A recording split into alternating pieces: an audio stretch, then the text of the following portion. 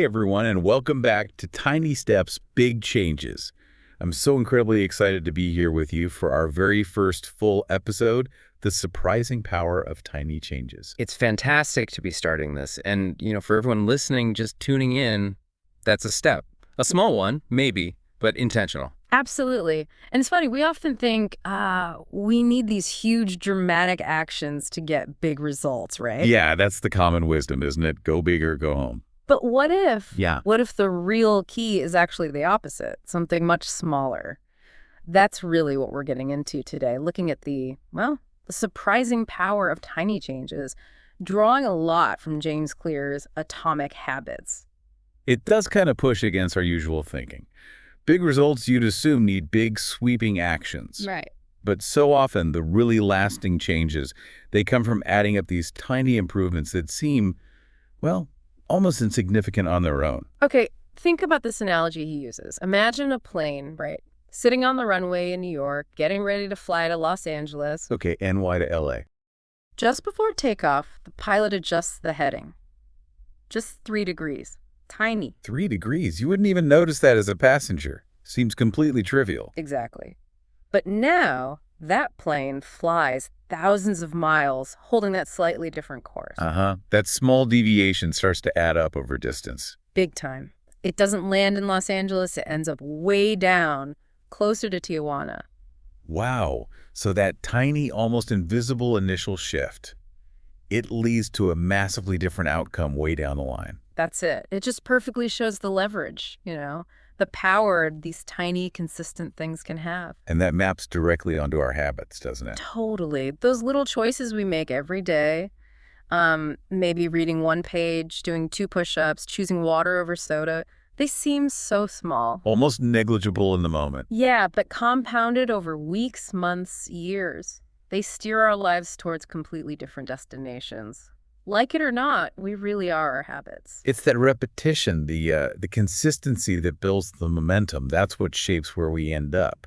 James Clear puts it so well. A slight change in your daily habits can guide your life to a very different destination. That really nails it. Forget the massive overnight transformation idea. It's about those subtle daily course corrections. So why do we get so fixated on needing massive action, setting these giant, sometimes intimidating goals? Well, I think there's a sort of allure to the big transformation story, It feels more dramatic, maybe more decisive. Yeah, maybe. Like a quick fix. But the truth is, those huge leaps, they're often really hard to sustain. And thinking you need this monumental effort can actually stop you before you even start, right? It just feels overwhelming. Totally. Like trying to scale a sheer cliff face in one go.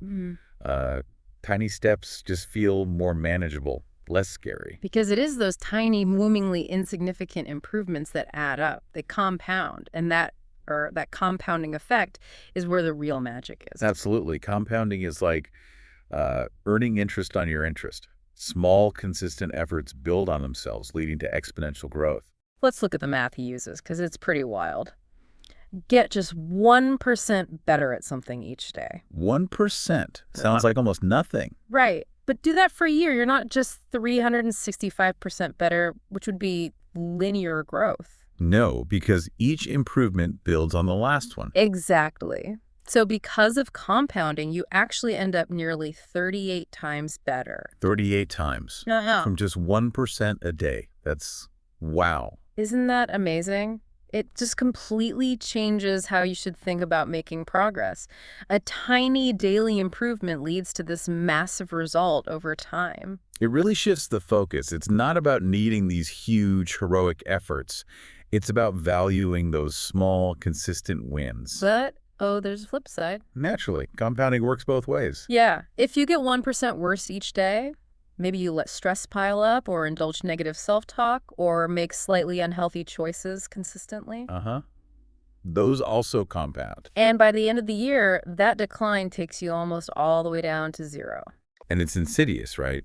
Because that decline is so gradual, day by day, you might not even notice it's happening until things are really bad. Exactly. Like that plane, the deviation isn't obvious at first. But when the compounding works for you, like learning a little bit each day, practicing a skill consistently, making small positive gestures in relationships. The positive results can be just incredible over time, building knowledge, boosting productivity, strengthening bonds. It adds up to significant gains, even if the daily action feels minor. Which is why Clear says, success is the product of daily habits, not once-in-a-lifetime transformations. It just hammers home that consistent, maybe even boring daily effort is way more powerful long-term than like occasional bursts of intense activity. Okay, so we decide to make these changes. We start putting in the effort. Yeah. And we expect to see results, like now. Yeah, we expect progress to be this nice, steady upward line.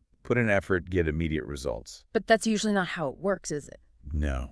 Yeah. Reality is often more like a curve. There can be plateaus, maybe even little dips along the way. Right. And there's often this period right at the beginning. Clear calls it the valley of disappointment. Ah, yes, the valley. I know it well. You're doing the things, you're making the small changes, putting in the work, but you're just not seeing any real results yet. Mm-hmm. And it feels like it's not working. Like all that effort is for nothing. That's the danger zone, isn't it? That's where so many people just give up. Exactly. They don't get that immediate feedback, that reward, so they figure this is pointless and slide back to the old ways. The old comfortable habits. It's so easy to lose faith right there. It really takes a leap of faith almost. Yeah. Trusting the process, believing that even though you can't see it yet, good things are accumulating under the surface. And here's the crucial thing, linking back to the plane. The most powerful results of compounding, they are delayed. Always delayed. Just like that plane's course deviation wasn't obvious near New York, but became huge by the time it should have reached LA. Yes. Our habits are the same. The biggest rewards come later. So we need patience. We need to trust the process, even when the results aren't obvious yet. It means shifting from needing that instant gratification to focusing on the long game, believing those small, consistent actions will pay off eventually. Okay, this whole idea leads us perfectly into another really critical concept for making change stick. The difference between goals and systems. Ah, yes. This is a really powerful reframing he offers. We're always told, set goals, SMART goals, specific, measurable, achievable, relevant, time-bound. And goals aren't bad, right? They give you a direction, something to aim for. Definitely. They set the target. But James Clear makes this bold statement. Forget about goals. Focus on systems instead. Whoa, okay, that sounds radical.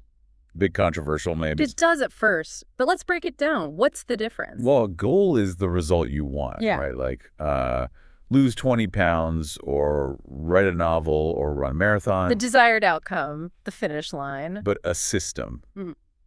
That's the process that leads to those results. So for the marathon goal, the system is your training schedule, your stretching routine, your diet, how much sleep you get. Exactly. It's the collection of habits, the routines you follow day in and day out that are designed to move you towards that goal. It's the how. Now, here's why focusing on the system is maybe more important.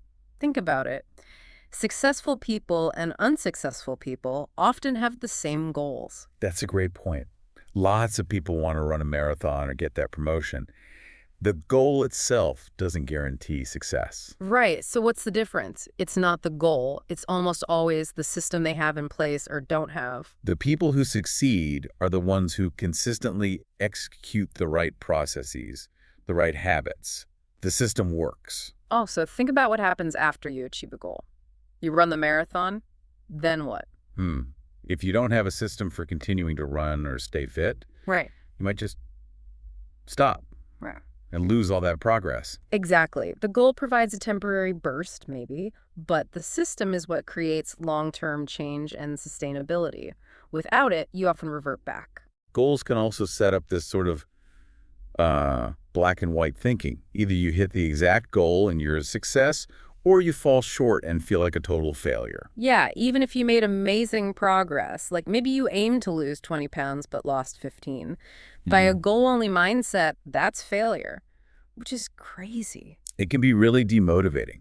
Focusing only on that final outcome can make you miss the value of all the improvements you made along the journey. So Clear's perspective is, Goals are good for setting direction, but systems are best for making progress. That sums it up beautifully.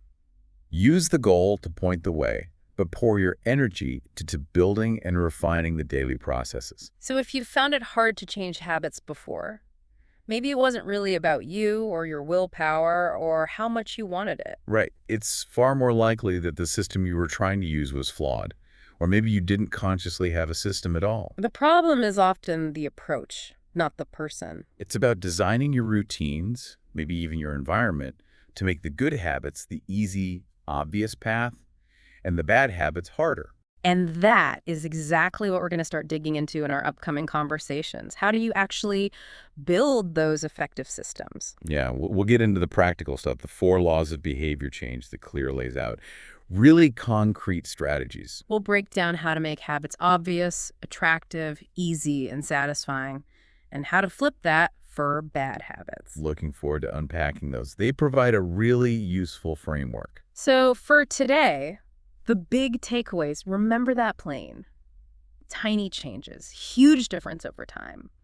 Embrace that power of compounding. And start thinking less about just the goal and more about the daily systems that will actually get you there. These ideas really lay the groundwork for everything else we'll explore. Absolutely.